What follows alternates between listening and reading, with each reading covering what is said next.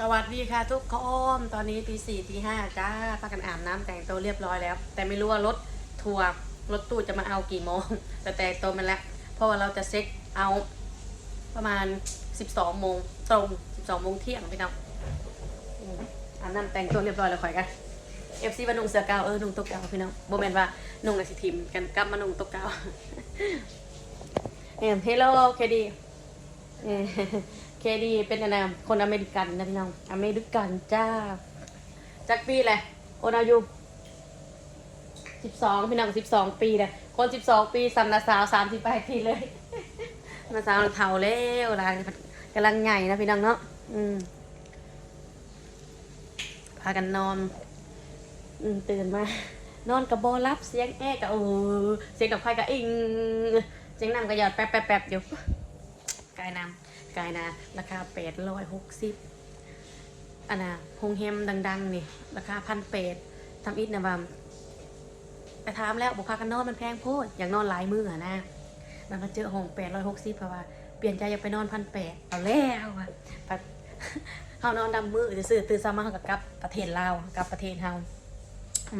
เดี๋ยวมาลุ้นนำกันว่ารถตู้สิมาเอาเฮาจากโมงแต่เฮานะ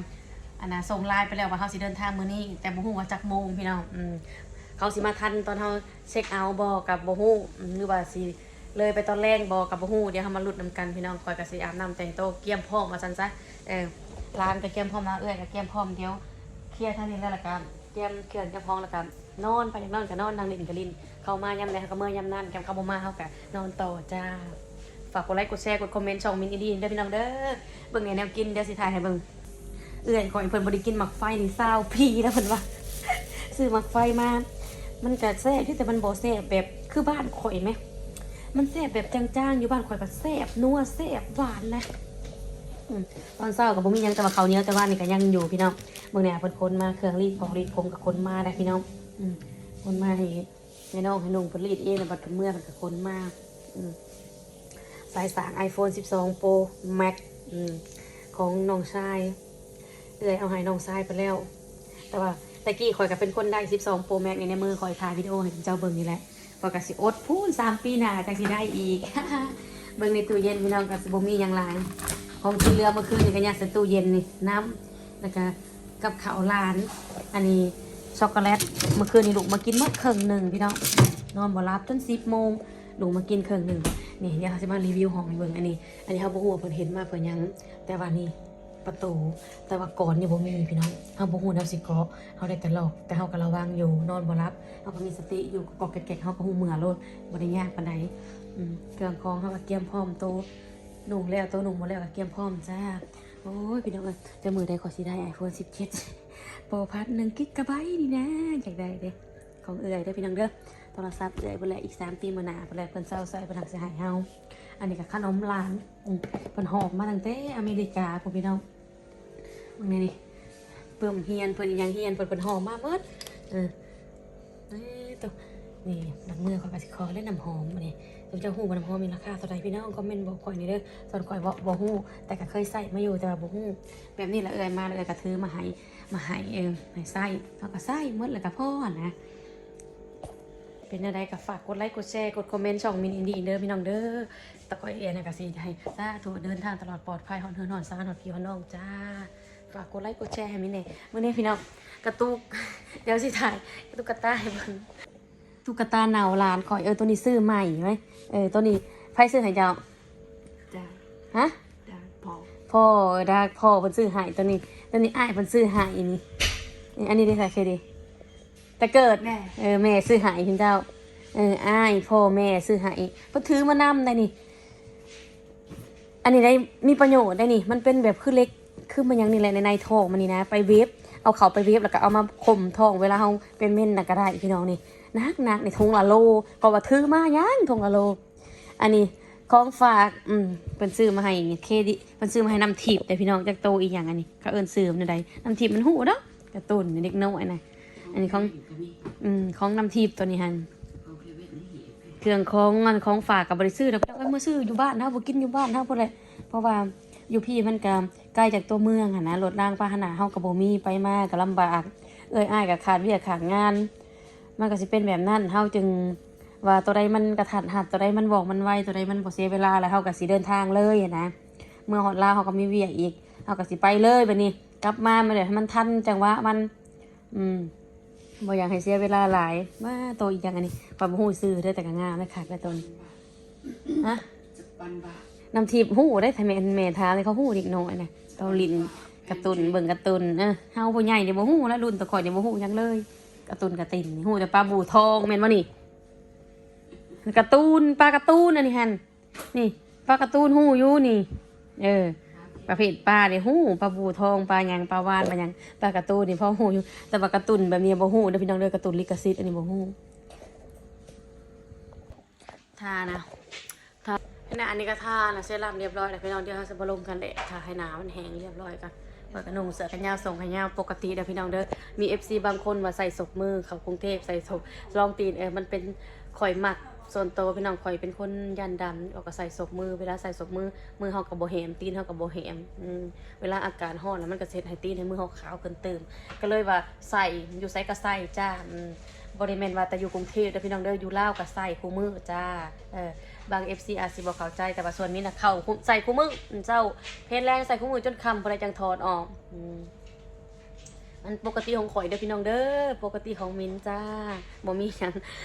เด้อพี่น้องเด้อปกติจ้าห้องก็งามเด้กามีปัดว่าเตียงมันปัดขนาดน้อยเนาะมันเม็ด20เม็ด50คูณเม็ด80หั่นนะแล้วก็เป็นเตียงเดียวพี่น้องกับเตียงโคก็สินอนนำกันได้3คนอยู่ข่อยนอนพื้นแต่ก็บ่เป็นหยังเพราะว่าข่อยนอนอยู่ห้องเอื้อยเขาก็นอนพื้นคือกันแค่กว่านี้อีห้อนกว่านี้อีก็ยังนอนได้ 3-4 คืนเนาะอันนี้นอนคืนเดียวเป็นยังสิบ่ได้นอนกองข่อยก็นอนอยู่หลุมนี่แหละพี่น้องนี่นอนอยู่หลุมเตียงสบายกว่าจ้าลูกยังบ่ทันมาพี่น้องบ่ได้ฮู้น้ำหอมมันนี่นะข่อยเฮ็ดเอื้อยข่อยใส่ข่อยเลยเอาน่ะมารีวิวให้เบิ่งข่อยก็บ่เคยใส่ดอกนี่นะคะลิปสติกพี่น้องออกใหม่ตัวออกใหม่ของอันน่ะมันยังซื้อมันยังก็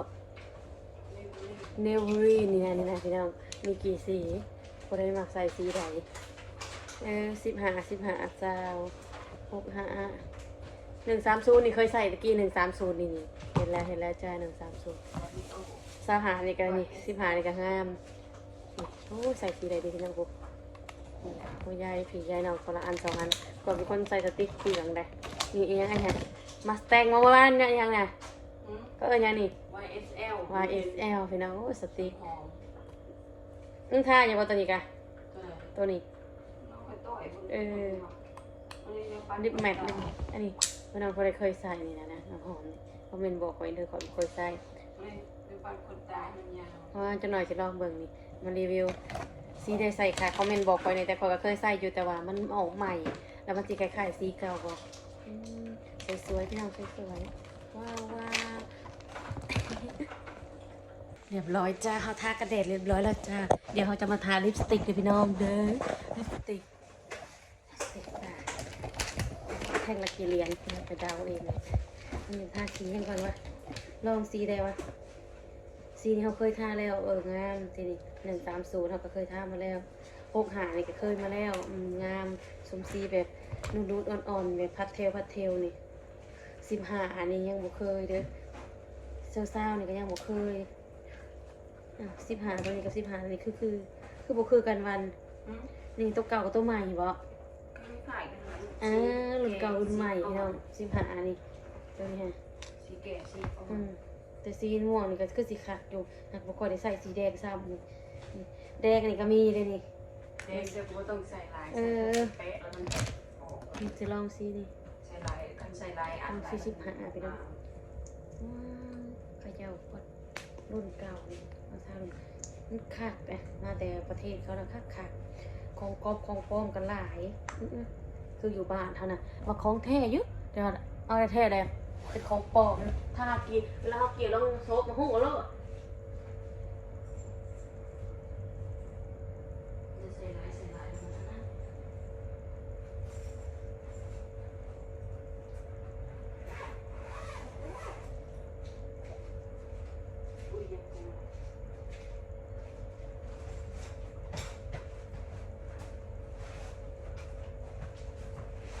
ตัวนี้มันได้2 in 1พี่น้อง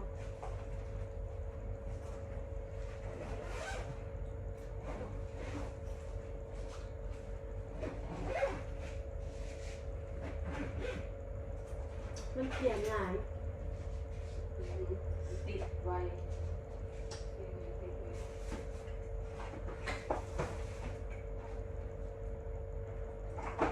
มันเกี่ยงง่ายมันท่าสบายพี่น้องถ้าเขาซบแล้วมันนั่นนะมัน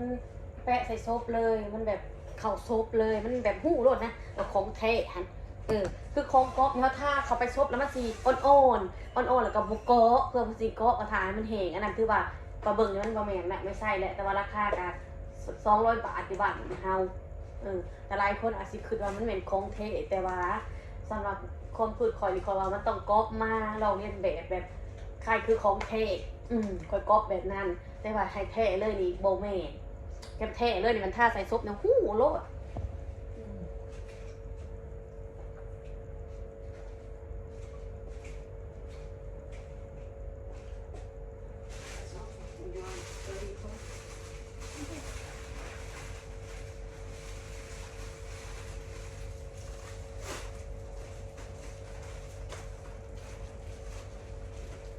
ถ้าใ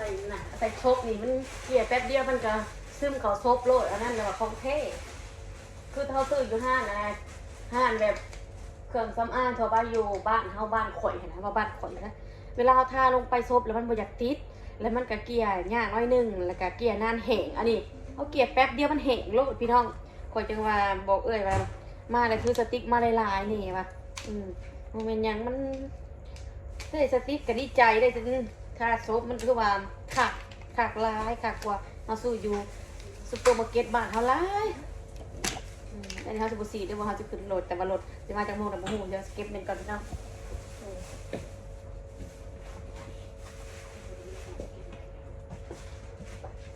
ตอนนี้บ่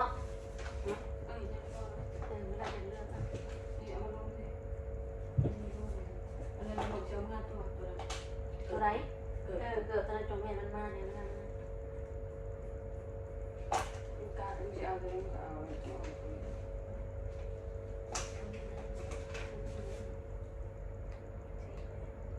ปนกันก็ได้แม่ทาหนาในปนก็ได้ต้องซื้อออกสับๆอันนี้เราสิทาเหมือนอันให้เบิดไปเราด้วยสีมันจะเป็นอะไรแต่มันก็โอเคงามเลยเดี๋ยวออกบัวแบบนุ่นๆบัวแบบจางๆนะเรียบร้อยจ้าฝากกดไลค์กดแชร์พี่น้อง FC พอดีเว้าเรื่องซีซบพอดีเลยข่อยโจกซีซบออกมาแต่ทงข่อยให้จุ๊เจ้าเบิ่งว่ามันนัมเบอร์เดียวกันแต่ว่านี่นัมเบอร์เดียวกันแต่สีคือกันบอกพี่น้องสีคือกันบอกจุ๊เจ้าแนมออกบอกของอยู่ลาวกับของอยู่อเมริกานี่จุ๊เจ้าเบิ่งตัวใดของแท้ตัวใดบอกของแท้นี่จุ๊เจ้าเบิ่งสติกเกอร์สีดำนี่อยู่ลาวสติกเกอร์สีบูมีสติกเกอร์นี่พื้นมันเป็นอันนี้ค่ะเป็นอยู่อเมริกาโอ้ยหูแล้วเห็นบอกพอจังหวะมันใจว่าทางสติ๊กตัวใดกับบทมาแต่อเมริกานี่เดี๋ยวเบิ่งเป็นสีดำแบบนี้เข้ามาอยู่ลาวแบบนี้แต่ก็แล้วแต่สำหรับค่อยหมักนี่มันรุ่นเดียวกันโมเมนต์นะเรียกว่าคนละรุ่นนี่มาแต่อเมริกาเนี่ยมันจะเป็นแนวนี้ต้องลองซื้อสิเป็นแนวนี้นี่2 อันเนี่ยมาแต่อเมริกานี่อยู่ลาวมันสิบ่มีสติ๊กเกอร์แบบนี้นี่สติ๊กเกอร์ตัวหนังสือบ่มีนี่ QR บ่มีนี่ยูพีเป็นมี QR นี่โอ้โหสามันแล้วตามที่ท่าบานี่เป็นคนทาสติ๊กเปลืองนะพี่น้องเลยทาสติ๊กเปลืองอีดีหรอมาเข้าใจคือกันมันเป็นยังมันคือทาเปลือกตายแต่เอาก็ว่าแล้วเนาะมันทาอยู่กับมือทาอยู่ประจำเสาเพี้ยนแรงออกเอาก็ต้องได้ทาต้องใส่แว่นพี่น้องเลยใส่แว่นจ้าการเป็นนี่ก็จะเอาไปใส่กระเป๋ามันใหญ่โคตรใส่กระเป๋าผ้าก็บ่ได้กระเป๋าผ้าก็เอาให้มันซื้อเท่าไหร่บ้างเนี่ย200 กว่าเหรียญพี่น้อง250 ดอลลาร์มันถือ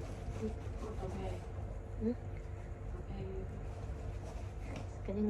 โอ้200 300ไปสิซื้อแล้วบ้านเราจะบ่มักอย่างนี้เราลำจ้างาน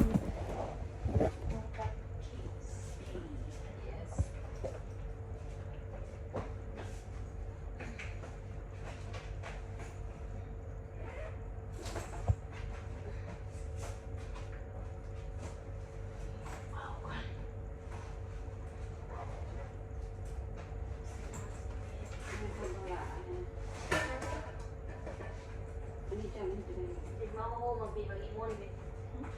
ตื่นไปเขาสิลื่น